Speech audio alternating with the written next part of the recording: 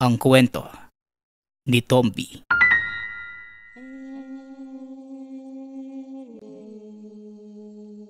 Ang kwentong ito ay hango sa totoong buhay. Mula ito sa isa nating tagapakinig. Karanasan ito ni Cinco. Taong 1973. Probinsya ng Samar. Isa sa daan-daang katutubong pangkat ng Pilipinas, ang mga Negrito, na meron pang ibang katawagan, kagaya ng Ita, Agta, Mamanwa, at marami pang iba, na naninirahan sa iba't ibang dako ng bansa. Sila ang mga taong may tangkad na aabot lamang ng 4 na talampakan. May itim ang balat, pango ang ilong, makakapal ang mga labi, kulot na kulot ang mga buhok, at tanging kasuotan lamang ay tapis para sa mga kababaihan at bahag naman para sa mga kalalakihan. Nakatira ang mga ito sa lugar kung saan pwedeng mapagkunan ng pang-araw-araw na pagkain, katulad ng bundok na pwedeng mangaso, makakuha ng halaman at bungang kahoy, habang ang iba naman malapit sa ilog para makapangisda. Sa pagdaan ng panahon, naging tampok ng pangungutya ang pangkat dahil sa kanilang pisikal na kaanyuan.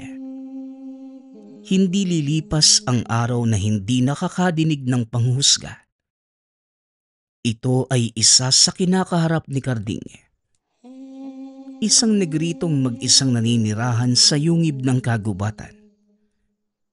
Hindi ito kailanman dumarayo sa nayon, sa takot na maging katawa-tawa sa paningin ng lahat. Nasa gubat lamang, ibinubuhos ang buong oras sa paghahanap ng makakain. Kung minsan naman, sa panahon ng tag-ani, sumusubok na makabili ng gulay sa mga magsasaka. Ngunit sa halip na makakuha, pinagtatawanan lamang ito. Aba, nandito ka na naman, ang bansot na si Kardeng. Makikisuyo ka ba ng gulay at prutas? Ano na ba ang ibibigay mong kabayaran? Noong huli nagdala ka lang ng 2 isda. Aba, kulang na kulang yon. Ang isda huhulihin mo lang ng ilang oras. Pero itong pagtatanim namin, buwan ang bibilangin. Sandali, ano ba yung nangangamoy? Ang dala mo bang karne? O ikaw na ilang taon nang walang ligo? Wika ni Mang Onyok. Napuno ng tawanan ang buong paligid. Lahat ng magsaka ay hindi mapigilang humagalpak ng tawa. Napayuko na lamang si Karding sa nararamdamang hiya. Hoy Karding, kung mangingisda ka lang naman sa ilog, o kung saan mangyamang tubig, bigyan mo naman ng kaunting oras ang sarili mo na makaligo. Daig mo pa yung isda sa sobrang lansa. Hindi ka ba nagtataka kung bakit walang ni isang tao rito sa nayon na nakikipagkaibigan sa'yo? Napakabaho mo kasi. Pangit na nga. Nangangamoy pa. Dagdag ni Aling Tinay. Kung ako sa'yo, huwag ka nang bumalik dito. Pagtatawanan ka lang namin. Paano ba naman? Hindi ka nga payaso pero nakakatawa yung itsura mo. Pandak, pango pa yung ilong, tapos sobrang itim. Minsan nga akala ko unggoy yung paparating. Ikaw lang pala. Dagdag naman ni Aling Asya. Lalong umingay ang paligid. Binalot ng katatawanan. Tahimik lamang si Karding. Naghihintay kung may magsasakang magbibigay ng kahit mangilan-ngilang piraso ng gulay o prutas. Ngunit lahat ng ito, nagsialisan dala ang mga naani. Napabuntong hininga na lamang ito. Hinatid ng tanaw ang mga magsasaka. Naupo sa lilim ng puno at saka tinitigan ang dalang karne. Paanang nahuling usa. Sa kabilang banda naman, hindi maiwasang magtanong ng binatang nakasaksi sa pangyayari. Ito si Cinco, pamangkin ni Mang Ubeng na isa ring magsasaka. Bagong dating lamang nito sa lugar mula sa probinsyang Kinalakhan. Uy Ninoy, ang lala pala ng mga tao rito sa inyo no. Grabe kung makahusga eh. Gusto lang naman makahingi ng pagkain ng lalaki. Kawawa naman siya. Nakaupo na lang sa tabi pagkatapos makatanggap ng panlalait. Wika ni Cinco sa pinsang si Ninoy. Kasalukuyang nagtatabas ng damo sa maliit na gulayan ng dalawa. Nasanay na lang ako sa ganyan. Wala namang bago eh. Pero tama din naman sila. Nakakatawa kaya yung itsura ni Carding. Hindi tuloy ako makapaniwala na merong ganyang tao rito sa mundo. Eh kung tayo pinagpala sa kagwapuhan, eh siya naman, pinagsaka ng kamalasan. Tugon ni Ninoy. Humagalpak pa ito ng tawa. Naihagis ni Cinco ang bitbit na gulok. Hindi naman natamaan dahil mabilis na nakailag si Ninoy. Hindi na lamang ito pinansin. Namitas ng iilang piraso ng talong at okra. Kumuha rin ng mangga at langka sa loob ng tahanan. Pagkatapos mailagay sa maliit na bilao. Dali-daling lumapit sa kinaroroonan ni Carding. Manong, meron po ako ditong iilang prutas. Pagtiyagaan nyo na lamang po. Kakaani lang kasi ng karamihan sa pananim namin eh. At naibenta na ni Tiyo sa bayan. Ito na lang po yung natira. Wika ni Cinco. Dali-dali naman tumayo ang katutubo. Tinanggap ang bilao sabay abot ng karne bilang pambayad. Nagtaka naman si Cinco dahil walang ideya kung ano ang ibig sabihin nun. Hindi nakapagtanong dahil umalis kagad si Carding. Umuwi na lamang. Bit-bit ang karne habang naguguluhan. Mabuti. Nakayanan mong lumapit sa taong yun. Sobrang baho kaya nung katawan. Alam mo insan, pahamak yung kilos mong yan ha. Dahil sinimulan mo, paniguradong babalik si Carding para manghingi ulit. Ang bait mo kasi. Binigyan mo talaga. Sita ni Ninoy. Sa kanina binigay niya ako mas nagtataka eh. Para saan naman to? Bakit kailangan niyang magbigay ng ganito? Saang hayop ba to nagmula? Tanong ni Cinco. Kaninang usayan. Ganyan talaga si Carding. Kung gusto niya ng gulay at prutas o anumang produkto ng sakahan, nagdadala siya ng karne mula sa mga nahuling hayop bilang pambayad niya. Wala siyang pera kaya sa ganyang pamamaraan na lang. Ang tanong ko, ano ngayon ang gagawin mo sa karne na yan? Wika ni Ninoy. Napatitig si Cinco sa dalang karne. Sariwang-sariwa pa ito. Hindi na rin ng problema nang dumating ang tiyuhin. Tuwang-tuwa matapos makita ang binitbit na karne. Walang tanong-tanong na dinala sa kusina. Naayos na yung problema mo sa karne. Magkakaroon pa tayo ng masarap na ulam. Alam mo, magaling magluto si tatay kahit na anong karne pa yan. Mamitas ka na pala ng sili. Mas masarap yung kain kapag may maanghang. Bilisan mo na. Wika ni Ninoy. Naguguluhan ito sa biglaang pagbago ng salita ng pinsan. Kanina kulang na lamang sabihing itapon ang karne.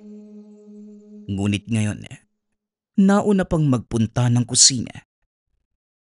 Habang nasa hapagkainan, hindi maiwasang magtanong muli ni Cinco.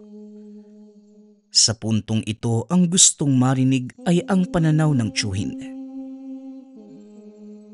Tiyo Ubeng, bakit parang naging katatawanan ng mga magsasaka si Karding? Tao rin naman po siya. Hindi po ba? Kung mga panglait parang mababang uri ng nilalang. 5. Ganito talaga sa lugar na ito. Naiintindihan kong naninibago ka. Pero sana naman wag mong isipin na manghimasok ka. At tupagin mo na lang kung ano ang atin. Walang pakialam kumbaga. Itong ginawa mo ngayon palalampasin ko. Kasi gusto ko ring makakain ng ibang putahe. Sa susunod hindi na ako makakapayag ha. Tugon ni Tiyo Ubeng. Ngunit ang sagot nito, mas bumuhay ng kuryosidad ni 5. Tiyo, hindi po ba mas nararapat na tumulong sa pamamagitan ng pagsita? Yinuyura ka na nila yung pagkatao ni Karding. Wala namang ginagawang masama yung tao sa kanila. 5. Iba ang lugar na ito kumpara sa probinsyang kinalakhan mo. Dito naging normal na lamang ang ganong tagpo.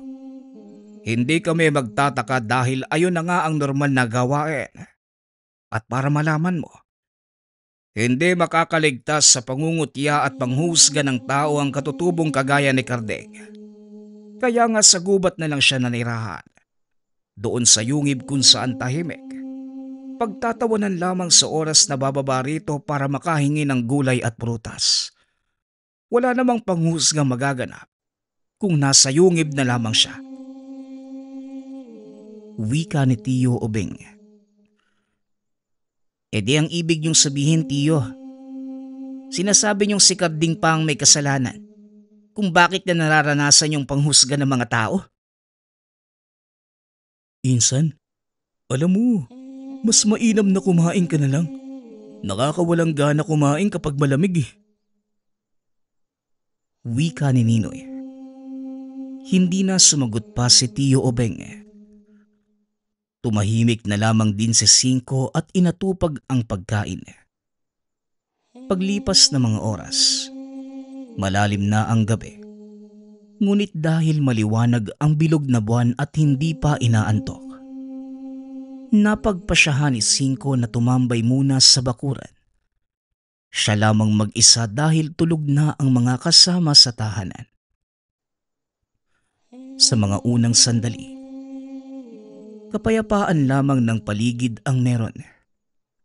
Ngunit nang sumunod pang mga minuto, napansin niya ang pag-alingasaw na matinding amoy. Binaliwala lamang ng una sa pag-aakalang lilipas din. Ngunit nang maramdaman ang kilabot na sinunda ng pag-angil, dali-daling pumasok ng tahanan si 5. Sumilip sa bintana upang malaman kung saan nagmula ang ingay. Hindi nagtagal. Nakita ang nilalang. Nasa tanang buhay ay unang beses pa lamang nakita. Gumapang ang malaaninong nilalang sa damuhan. Hindi maipaliwanag ni 5 ang hatid nitong takot. Yung tipo na parang nasa likuran lamang gayong nasa labas naman ng nilalang. Sinundan niya ito ng tingin hanggang sa lumapit sa mga kabahayan. Malayo na, ngunit damang-dama pa rin niya ang kilabot. Ilang sandali pa, kumunot na lamang ang noo nang makita si Karding. May dala itong pana at palaso. Madaling makilala dahil sa maliit at pormahan na bahag lamang ang damit. Maingat itong pumesto at tinuon ng sandata sa direksyong titirahin. Nang makatansya, pinakawalan nito ang palaso. Ang kasunod na narinig ni 5 ay ang paghiyaw ng nilalang. Ilang sandali pa, hinila ni Karding ang bangkay ng nilalang papunta sa kabundukan. Si 5 na nakakita, hindi malaman kung ano ang iisipin. Kinabukasan nagulantang ang lahat nang makita ang mga bakas sa lupa. Nahawi ang mga damo dahil sa paghila ng nilalang kagabi. Walang nakakaalam sa nangyari maliban kay 5. Nag-uusap-usap ang mga tao. Kinakabahan ito na baka may magtanong at madulas ang sariling dila.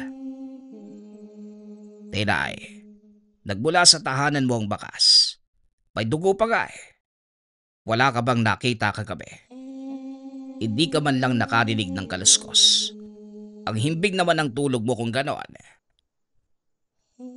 Tanong ni Mang Onyok.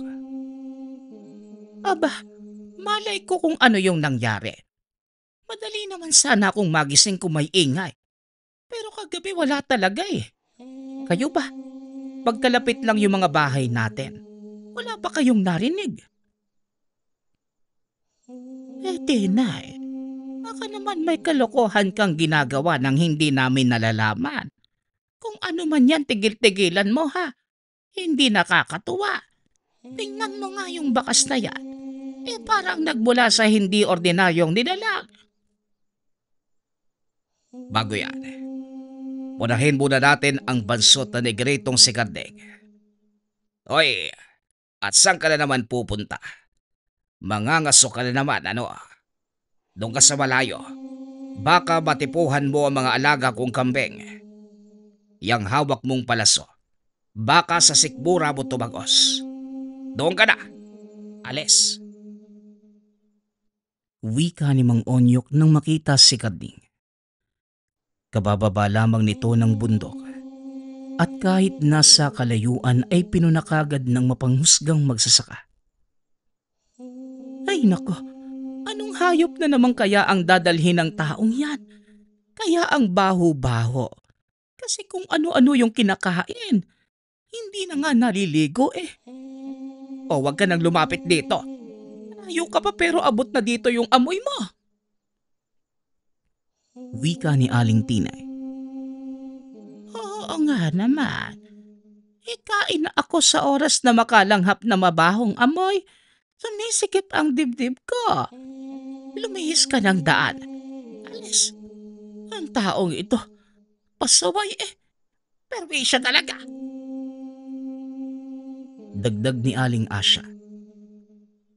Ang ibang magsasaka na nakikinig walang ibang ginawa kundi magtawanan. Si Karding sa kabilang banda, dali-daling bumalik ng bundok. Base sa galawan, mukhang may gusto sanang sabihin sa mga tao ngunit dahil sa masasamang pakikitungo, hindi na lamang ginawa. Napabuntong hininga si Cinco at saka pumasok ng tahanan. Sumunod naman kagad si Tio Obeng nang may mapansin sa kilos ng pamangkin. Cinco, hindi naman sa pangingailam pero may gusto ka bang sabihin? Sa galaw mo kasi, parang may nalalamang ka tungkol sa nangyari. Meron ba? Hatin-atin lang naman eh. Diretsahang tanong ni Tio Obeng. Nagulat si Cinco sa tanong ng tiyuhin. Muling kinabahan.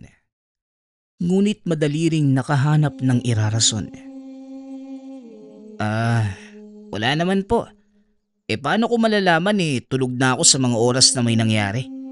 Sadya lang hindi maganda yung gising ko kaya para akong wala sa wisyo kumilos. Pasensya na po kung nagdulot pa ako ng kalituhan sa galaw ko Tugon ni Cinco. Ay ganun ba?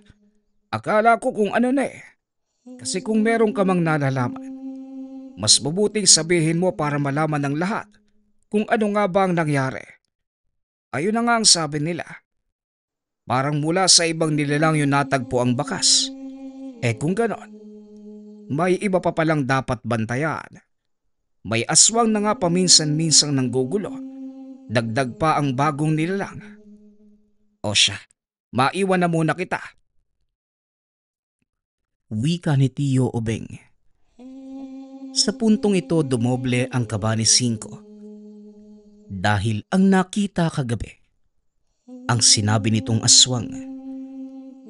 Nakakarinig na ito kahit doon pa sa pinanggalingang probinsya. Hindi lang inaasahan na sa paglipat sa tahanan ng tiyuhin ay aktwal na makakakita. Magpahanggang sa mga sandaling yun, Sariwa pa din ang nararamdamang takot.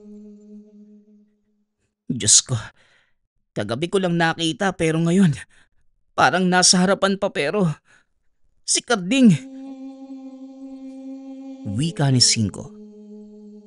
Muling natahimik ang binata nang maalala ang ginawa ng katutubo kagabi. Malinaw na nabalikan sa isipan ang ginawang pagpana hanggang sa paghila ng halimaw. Hindi tuloy maiwasang maisip na alamin ang tunay nitong pagkatao. Nang magkaideya palihim siyang kumilos. Nang hapong din yon, inabangan ni Cinco si Karding. Sa taniman lamang naglilibot. Tumingin sa mga pananim habang hinihintay na lumitaw ang matanda. Ngunit gumabi na lamang ay hindi ito nagparamdam. Narinig pa mula sa usapan ng mga magsasaka na binugbog ni Mang Onyok gawa ng pagdali ng alagang kambing. Inakala nitong ligaw kaya tinira gamit ang palaso. Nahuli ito sa akto at walang pagdadalawang isip na sinaktan. Oh, huwag mong sabihing pupuntahan mo si Karding. Naku, insan ibang usapan na yan ha. Parang nagpapalit yung kalooban mo sa katutubong yun. Cinco, kung may gusto kang pagtuunan ng pansin, ibang tao na lang. Huwag nang si Karding. Bigla na lang lumitaw yan dito sa lugar namin eh. Walang nakakaalam kung saan talaga galing. Siya nga rin yung pinaghihinalaang gumagawa ng kalokohan dito. Hindi lang sa pagnanakaw ng bungang kahoy o pagdali sa mga hayop. Nasangkot yung pangalan niyan sa patayang naganap ilang taon na yung nakakalipas. Wala mang matibay na ebidensya pero may nakapagsabi. Yun din yung dahilan. Kaya hindi kailanman pinakitunguhan na maganda ng mga taga rito. Kahit nga si tatay nag-iingat. Paalala ni Ninoy. Naguguluhan si Cinco na mga sandaling yon. Mabuting tao ang tingin niya sa katutubo. Hindi man pinagpala sa kagandahang pisikal. Malakas ang kutob na may mabuting kalooban. Dahil dito, mas lalong kursunadang malaman ang katotohanan. Nang tulog na ang mga kasama sa tahanan, maingat itong lumabas. Siniguradong walang ibang makakakita sa binabalak na pag-alis. Walang lingon-lingon na pinuntahan ng kagubatan at hinanap ang yungib kung saan nakatira si Karding. Bago niya ito matunton, isang pag-angil ang nadinig. Hindi na makakilos sa kinatatayuan na mapagtantong ingay yon ng isang aswang. Sunod na napansin ay ang paglipad ng mga palaso na kung saan-saan tumatama. Kamuntikan pa itong madali kung hindi napansin. Walang ibang naisip kundi ang binatang katutubo. Dahil ito lamang ang nakitang gumagamit ng ganong klase ng sandata. Nagtago si Cinco. Ilang sandali pa nasaksihan ang habulang naganap sa pagitan ng halimaw at si Karding. Dumadaing ang nilalang. May tumagos na palaso sa katawan. Mahina na ito at humandusay pagdating sa unahan. Minabuti ni Cinco na manahimik habang pinapanood ang buong kaganapan. Lumuhod sa harapan ng nakabulagtang aswang ang binata at may sinabing mga kataga na hindi niya maintindihan. Umabot ng ilang sandali ang ginawa. Pagkatapos ay pasimpleng hinila ang bangkay. Dali-dali namang sumunod si Cinco. Nakarating sa isang yungib. Doon huminto si Karding. Tumingin pa ito sa paligid bago nagpatuloy sa gagawin. Inalis nito ang nakatambak na mga sanga at dahon sa lupa kung saan may nakatagong hukay. Inihulog doon ang katawan ng aswang. Pagkatapos, naglabas ng maliit na bote. Hinipan ang lamang likido at saka ibinuhos sa bangkay. Ilang sandali pa, Sinilaban nito. Habang sumisiklab ang malakas na apoy, nakaluhod sa gilid si Karding. Muling bumibigkas na mga kataga. Pakurap-kurap lamang si Cinco na nanonood sa hindi kalayuan. Sa puntong yon, mas natatakot ito sa binata kumpara sa tinugis nitong aswang. Hindi nagawang tapusin ang pagtingin sa kaganapan. Nagmamadali nang umalis sa lugar. Umuwi si Cinco na hindi mapalagay sa mga nakita.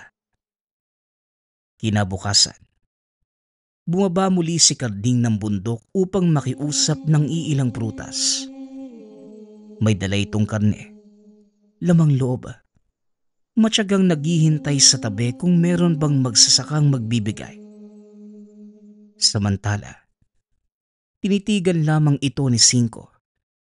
Sariwa pa rin sa alaala ang nasaksihang kaganapan. Magpasa hanggang ngayon dama pa rin ang takot. Nandyan na pala yung paborito mong negrito eh. Hindi mo ba lalapitan para bigyan ng gulay o prutas? Kahapon lang. Alalang-alala ka sa kanya tapos ngayon. Bakit parang natatakot ka na? Nanginginig ka pa oh. Wika ni Ninoy nang makita ang kinikilos ng pinsan. Hindi naman sa ganon, insan. Napaisip lang ako sa sinabi mo at ni Tiyo Obeng. Siguro, tama nga kayo na wag na lang pansinin si Karding. Di naman natin alam kung ano talaga siya eh. At saang lugar nagmula bago nakarating dito. Aba, nalunok mo siguro yung buto ng ampalaya kanina habang naghihiwa no? Bigla ba namang nagbago yung pagtingin mo kay Karding? Kulang na lang kasi. Kupkupin mo ito tapos inaayawan mo na ngayon. Mabuti na rin yung ganun para hindi ka na madamay sa panlalait ng taga rito. Kung kakaibiganin mo yan, paniguradong pagdidiskitahan ka rin. Wika ni Ninoy. Napabuntong hininga ang binata. Ngunit ang sinabi ng pinsan, hindi ito ang rason kung bakit piniling wag nang mangelam sa katutubo. Mas matimbang na dahilan ang nasaksihan sa nagdaang gabi. Natatakot sa posibleng mangyari kung mapapalapit dito. Maaalala lang ang binigkas na kataga. Kahit hindi naman naiintindihan, pakiramdam niya ay nagdudulot ng kasamaan ang sino mang matatamaan. Sa paglipas ng mga araw, wala pa rin nagbago sa takbo ng kaganapan. Katawa-tawa pa rin sa paningin ng lahat si Karding. Kung minsan pa ay nabubugbog dahil sa nagpupumilit makakuha ng gulay. Ngunit hindi ito gumagante. Hinahayaan lamang ang mga tao na saktan siya. Babaluktot lamang sa isang tabi. Tatanggapin ang anumang pamimisikal kapalit ang isang bunga o prutas. Nang tumagal, hindi na nakayanan ni Cinco ang pagmamaliit na mga kapitbahay sa katutubong negrito. Kaya't palihim na dumalaw sa yungib para magdala ng kaunting pagkain. Ginagawa niya sa mga oras na walang makakakita kahit si Karding. Hanggang sa isang gabi, nagulantang ang lahat ng may mapangahas na aswang na sumalakay sa lugar. Bagong silang na sanggol ng kapitbahay ang punteriya. Kahit marami ng taong tumataboy, hindi pa rin umaalis.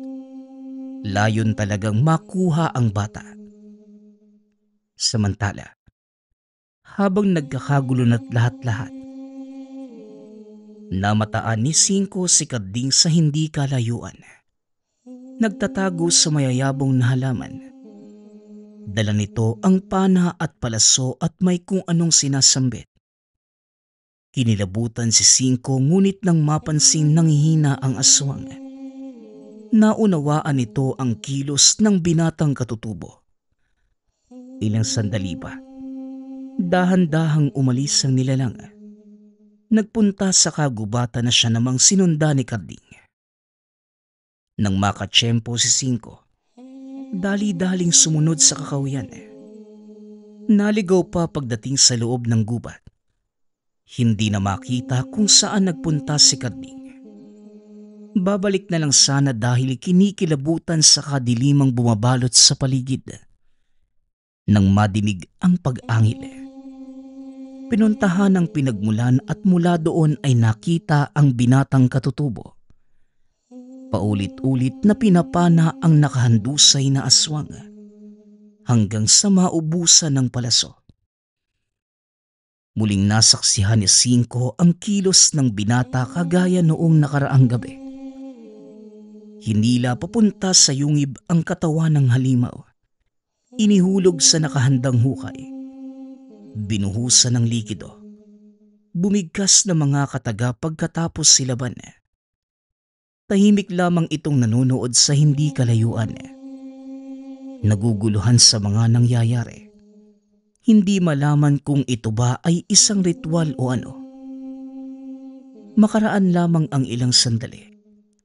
Nakita niyang pumasok ng yungib si Karding. Naghintay ito kung kailan lalabas.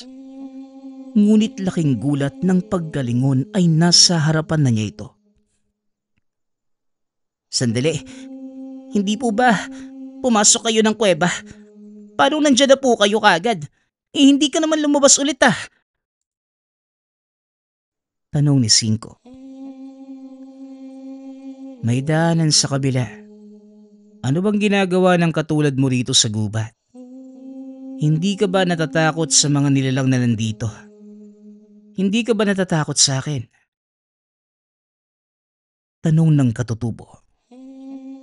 Napahugot ng hininga si Cinco sa kaba. Nanginginig habang nakatingin sa mga mata ng binatang katutubo.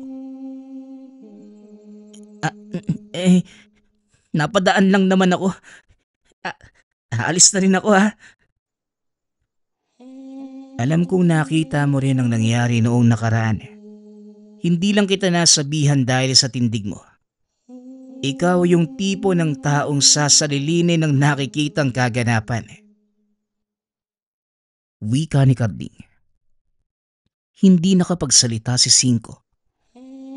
Magaan man ang pakikitungo sa kanya ng binatang katutubo. Hindi pa rin maiwasang makaramdam ng takot sa hindi maipaliwanag na gawain ito. Lumakad na siya at pagkarating sa unahan ay muling lumingon. Hindi na kayang pigilan pa ang pagtatanong. Teka, matanong ko lang Karding, sino ba talaga kayo? Anong klaseng tao ka? Napapatay mo yung mga aswang ng walang kahirap-hirap? Tanong ni Cinco. Mas mabuti nang wala kang alam bata. Umuwi ka na. Matipid na tugon ni Karding. Nginitian lamang si Cinco at tumalikod. Hanggang sa lumipas ang ilang linggo, hindi na nakita ng taga-nayon si Karding. Ilang beses nang nagpunta si Cinco sa yungib para sana magdala ng prutas ngunit wala ng tao roon. Ang sabi ng mga nakakita, umalis na ang binatang katutubo. Ayon din sa sabi-sabi, hahanap na ito ng bagong tirahan. Mas mainam yung ganon para naman makapagpahinga si Karding sa mga husga ng taga rito. Kahit inaayawan ko yung taong yon, kahit papano naaawa rin ako. Naging pulutan sa araw-araw na usapan Wika ni Tio Obeng. Sa kabilang banda naman, nahati ang damdamin ni Cinco. May bahaging nalulungkot sa biglaang pagkawala ng katutubo. May bahagi namang natuwa kagaya ng tiyuhin. Ipinagdarasal na lamang na kung saang dako man makarating si Karding, mapabubuti ang kalagayan. Sitwasyon na malayong malayo sa mapait na karanasan ng lugar. Ngunit palaisipan pa rin kay Cinco ang tungkol sa tunay na pagkatao nito. Lalo na sa hindi maipaliwanag na kilos ni Karding pagdating sa pagpuksa ng aswang. Wala itong kaide-ideya. Ngunit magpasa hanggang ngayon, naaalala pa rin niya ang katutubong negrito na manunugis. Ang susunod nating kwento ay mula sa isa nating tagapakinig. Karanasan ito ni Aya. Walang eksaktong taon. Probinsya ng Capiz. Nakapagtapos ng kolehiyo si Aya bilang isang nurse. Paluwas na sana upang magtrabaho sa syudad nang biglang atakihin sa puso ang ama at tuluyang namatay. Nag-iisang anak lamang si Aya at matagal nang yumao ang ina. Dahil sa pagkamatay ng ama, naiwan kay Aya ang mga ari-arian. Kasama na rin ang negosyong punerarya. Bagamat naudlot ang mga planong makapagtrabaho sa syudad at tuparin ang pangarap na maging nurse, napagtanto ng dalaga na mas importanteng mapangalagaan ang naiwan ng ama dahil ito lamang ang alaalang natira sa kanya. Sa tulong ni Mang Digong, isang tapat na tagatulong ng ama noong nabubuhay pa ito, tinuruan niya si Aya kung ano at paano ginagawa ang mga gawain sa punerarya. Makalipas ang isang buwan, tuluyan ang natutunan ni Aya kung paano ihanda ang bangkay at ayusin ito hanggang sa huling pagkakita ng mga kamag-anak ng yumao. Lumipas ang panahon, tuluyan na itong naging bihasa sa trabaho. Marami siyang natuklasang istorya ng bawat bangkay na maaasikaso nila. Merong mga trahedya, damang-dama ang sakit ng naiwang pamilya. Ngunit ang mas nakakalungkot para kay Aya, ang mga bangkay na walang pamilya na umaasikaso sa kanila. Naalala niya ang sarili dahil wala na itong mga kapatid o pamilyang malapit sa kanya. Baka kapag oras na niya, wala ring mag-aasikaso o malulungkot sa kanyang paglisan. Doon niya napagtanto na mag-isa na lamang pala siya sa buhay. Iha, abay, ano ba yung iniisip mo? Parang nawawala ka na sa sarili mo ha. Kailangan na nating matapos ang bangkay na ito. Meron pa tayong 3 natitirang susunod. Wika ni Mang Digong. Pasensya na ho ah. Tugon ni Aya. Dali-dali na nilang tinapos ang bangkay. Siya nga pala iha. Kailangan ko umuwi ng maaga mamaya. Karawang kasi ng anak ko. Bihira ko lang silang makita kaya kailangan ko makauwi kagad. Huwag kang mag-alala. Gagawin ko naman kagad ang mga gawain ko para hindi ka na mahirapan mamaya. At ang mga hindi mo matatapos ngayon, bukas na lang natin itutuloy. Wika ni Mang Digong. Sige ho Mang Digong, kaya ko na po ito. Pakibati na lang po na maligayang kaarawan sa anak niyo ah. Tugon ni Aya. Tinapos na lamang ni Mang Digong ang mga gawain niya. At nang dumilim na, nagpaalam na ito kay Aya. O siya iha, mauuna na ako ha. Tumawag ka na lang kung meron kang kailangan. Wika ni Mang Digong.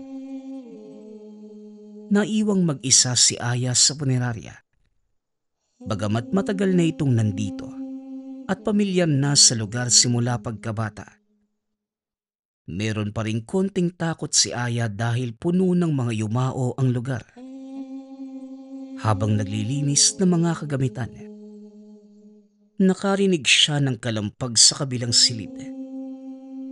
Napatigil si Aya sa ginagawa at kumuha ito ng malaking pamalo. Iniisip na maaaring merong nanloob sa kanila. Dahan-dahang binuksan ni Aya ang pintuan. Pagkabukas ng pinto, nakita niya ang isang malaking daga. Nagulat siya nung una at tuluyan niya itong pinalis. Natawa na lamang sa sarili dahil kung ano-ano na lamang ang iniisip. Merong bangkay na nakalapag sa mesa ng silid na yon. Inayos niya ito. Itinabi sa gilid ang mga braso. Tinignan muli ni Aya ang paligid bago tuluyang pinatay ang ilaw at sinara ang pinto. Bumalik si Aya sa tanggapan ng punerarya. Ipinagpatuloy ang paglilinis. Makalipas ang ilang sandali, bigla na lamang kumislap ang mga ilaw. Kinabahan si Aya nang biglang kumulog ng napakalakas sabay bumuhos ang malakas na ulan. Mukhang hindi yata ako makakauwi kagad nito ha. Wika ni Aya sa sarili. Napagpasyahan ng dalagang hintayin na lamang tumila ang malakas na ulan. Naganap na lamang ito ng ibang gawain pampalipas oras. Bagamat tanggap na niya na nawala na ang ama, hindi niya maiwasang malungkot dahil mag-isa na lamang siya sa buhay. Paminsan-minsan, napapaniginipan niya ang ama na sinasabi nito na kahit hindi na sila magkasama sa pisikal na mundo, binabantayan pa rin siya nito. Naglinis na lamang ng mga kagamitan. Ayaw niyang alalahanin masyado ang ama dahil malulungkot lamang siya. Naayos na din niya ang mga muebles at nakapaglampaso na rin ng sahig. Ang natitirang gawain na lamang ay ang pagtapos sa pagsasaayos ng mga bangkay. Ngunit hindi kaya ni Aya na asikasuhin ang patay hanggat wala si Mang Digong. Dahil bukod sa natatakot siyang magkamali at masira ang bangkay, natatakot rin ito sa ideyang mag-isa lamang siya kasama ang patay.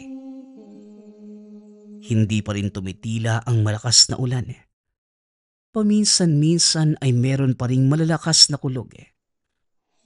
Napag-isipan niyang asikasuhin na ang patay. Napagtanto niyang hindi habang buhay ay makakatulong niya si Mang Digong. Dahil matanda na rin ito at malapit na ring magretiro. Mabuti nang sanayin na niya ang sarili na gawin ang mga gawaing mag-isa. Meron pang 3 natitirang bangkay sa morgue ng punerarya. Napag-isipan niyang asikasuhin muna ang isa na nasa lamesa kanina. Pumasok na ito sa silid at naroon pa rin ang bangkay. Ngunit napatigil ang dalaga nang mapansin niya ang isang kamay nito. Nakalaylay sa dulo ng mesa. Wala namang tao sa lugar at imposible namang gumalaw ang bangkay. Sarado din ang mga bintana, kaya imposibleng ginalaw ito ng hangin. Para hindi matakot, inisip na lamang niyang normal lamang itong pangyayari at hindi niya kailangang mabahala. Hinanda na niya ang mga kagamitan upang ihanda ang bangkay.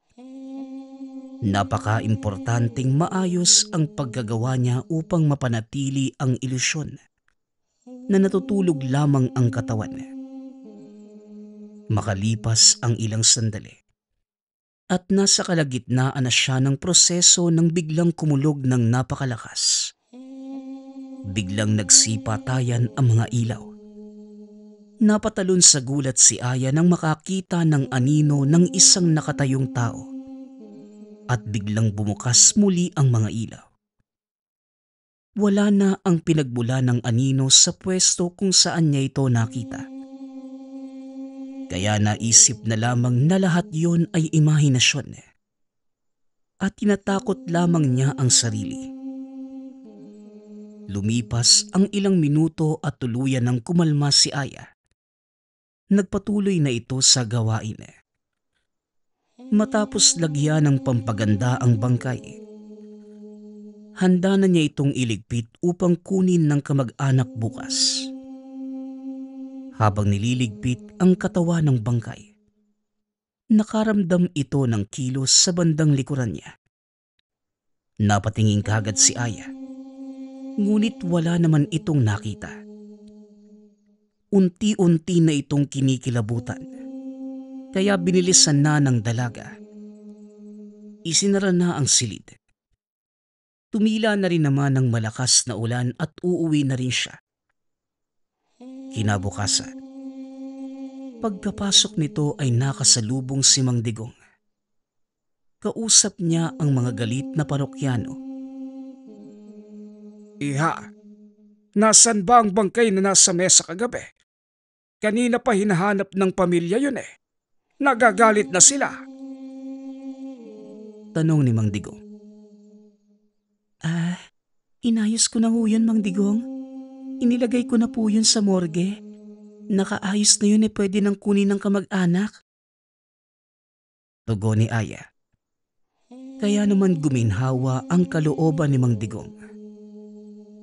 Pagkarating sa morgue, kinabahan si Aya nang hindi niya makita ang bangkay sa pinaglagyan nito kagabi.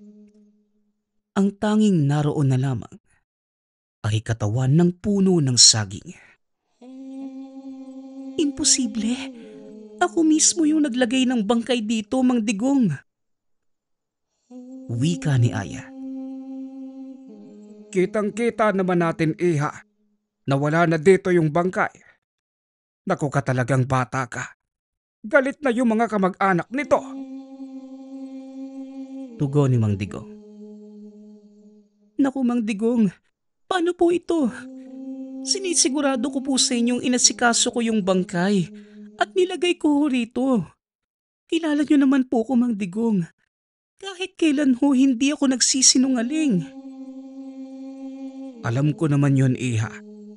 Alam kong kahit kailan hindi ka nagsinungaling o hindi ginawa ng maayos ang trabaho mo. Naniniwala ako sa'yo. O siya, wag ka mag-alala. Gagawin ko ito ng paraan. Wika ni Mang Digong. Kumuha ito ng lagayan na merong abo. Kinausap na matanda ang mga kamag-anak. Nagsinungaling ito. At sinabing ipinakremate daw nila ito kaya yon ang binigay niya. Nagtalo pa sila Digong at kamag-anak.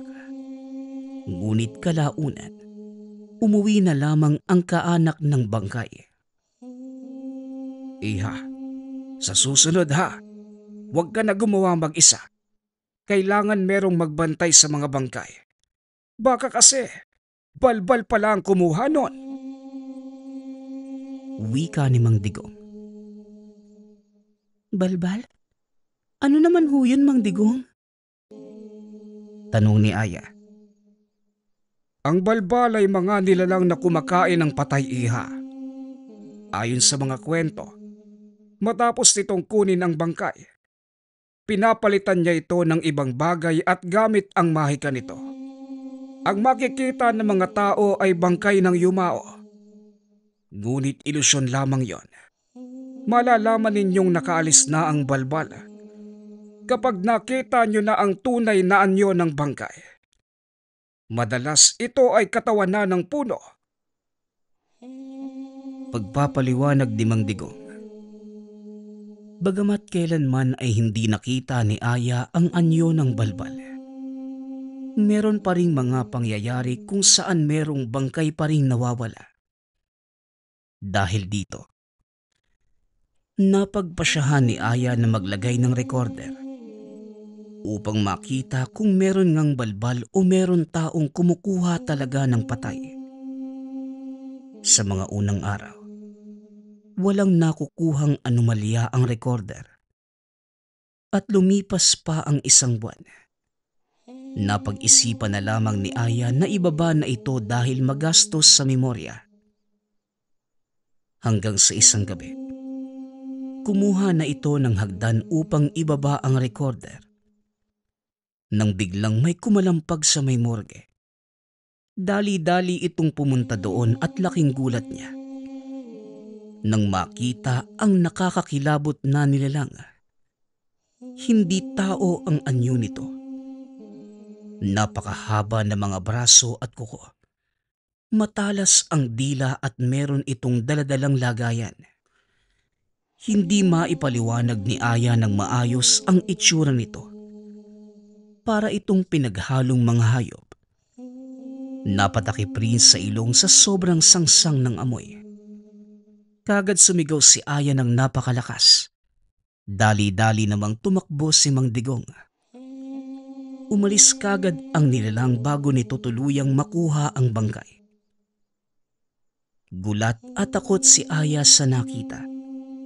Hindi niya inaasahan na personal niyang makikita ang nilalang. Mabuti na lamang ay madali lamang napaalis ang balbal. Kailangan lang merong magbabantay sa bangkay upang hindi ito tangkain ng nilalang. Simula ng araw na yon, kumuha sila ng gwardya para sa morgue. Noon iniisip ni Aya na ang mga yumao ang magbabantay sa naiwan nilang mahal sa buhay. Bagamat tayo, binabantayan ng mga patay. Ang patay din pala ay may kailangan ng tagabantay. Nagpapasalamat nga pala ako sa lahat ng sumusuporta sa ating channel. Nawa ay patuloy niyong suportahan at pakinggan ang ating mga kwento. Hanggang sa muling pakikinig. Paalam.